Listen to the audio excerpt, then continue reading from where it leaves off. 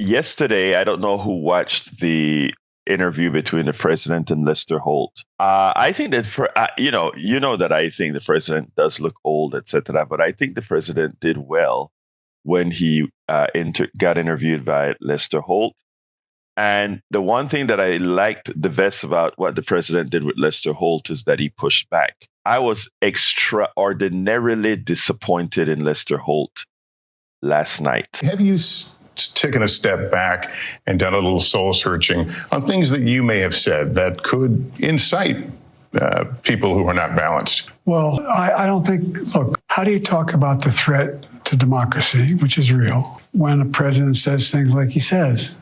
Do you just not say anything because it may incite somebody? Look, I've not engaged in that rhetoric.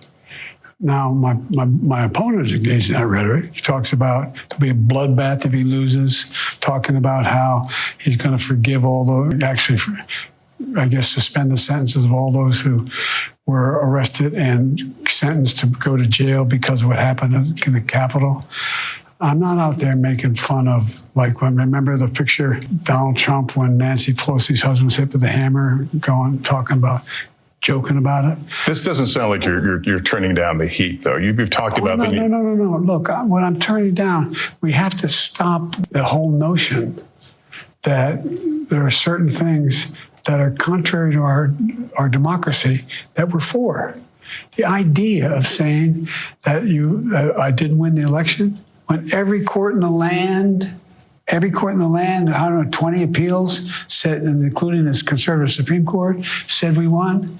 The idea of having a loyalty pledge from all the folks who are in the Republican MAGA, not all Republicans, the MAGA Republicans, saying that, no, we lost the election, inflaming the people to say, So what can you and what will you do, at least things you can control, to lower down the temperature, the rhetoric out there? Continue to talk about the things that matter to the American public.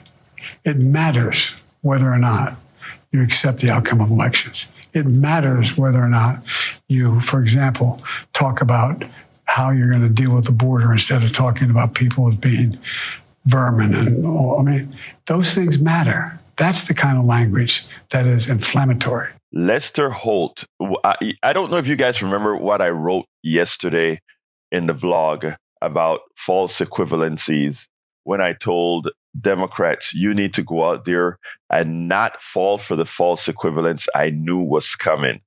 And that false equivalence was going to say, tone down the rhetoric. There is only violent rhetoric on one side.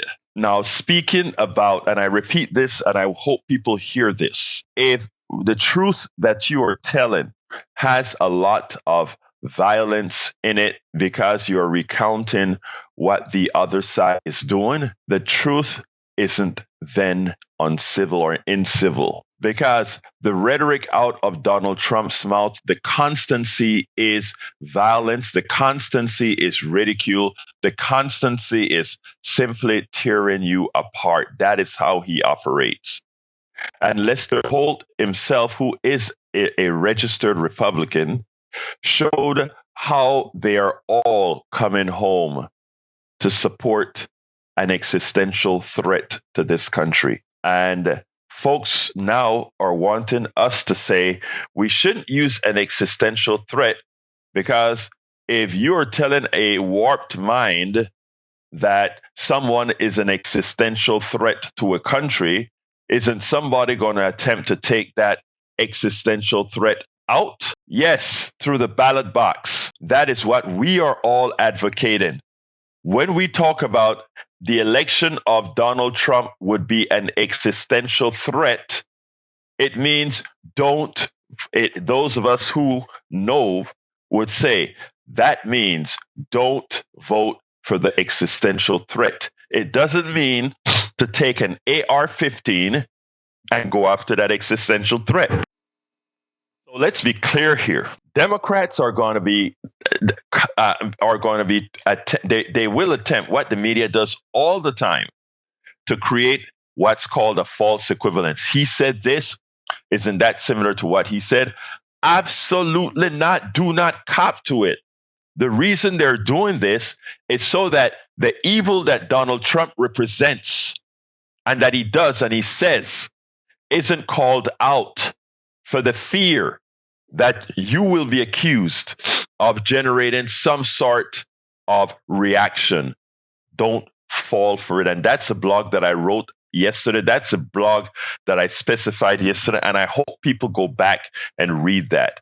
The fact of the matter is the violent rhetoric is coming from the Heritage Foundation, as their president said, we are in for a revolution, but it will be bloodless if, and I'm paraphrasing now, if the left simply sits down and allows us to walk over them. It is the president, the former president, who continuously, from the time he started campaigning, promoted violence of beating up people that try to express themselves, in blowing people out of the park in Washington, D.C., and over and over and over again. If we fall for this, yes, then we will lose. So I think President Biden did a very good job pushing back on Lester Holt,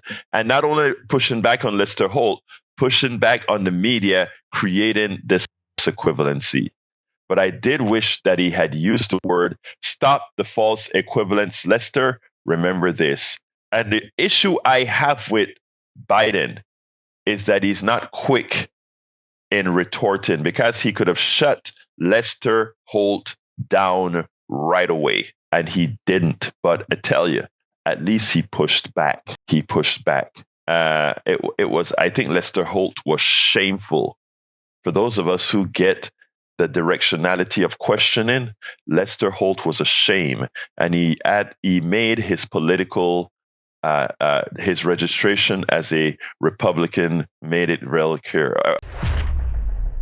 We spend a lot of time deconstructing the news, trying to parse it into a form that everybody can understand. We try to find those little nitpicks where it flies above the fray, etc. If you really like these videos that we do, I want to ask a big favor. Please go ahead, number one, subscribe to our channel, and number two, please join if you can. Thank you so kindly for watching. Keep watching. Please remember to share. We must populate the entire internet with our progressive message, a message that we know is what most Americans say that they want. So help us, please join.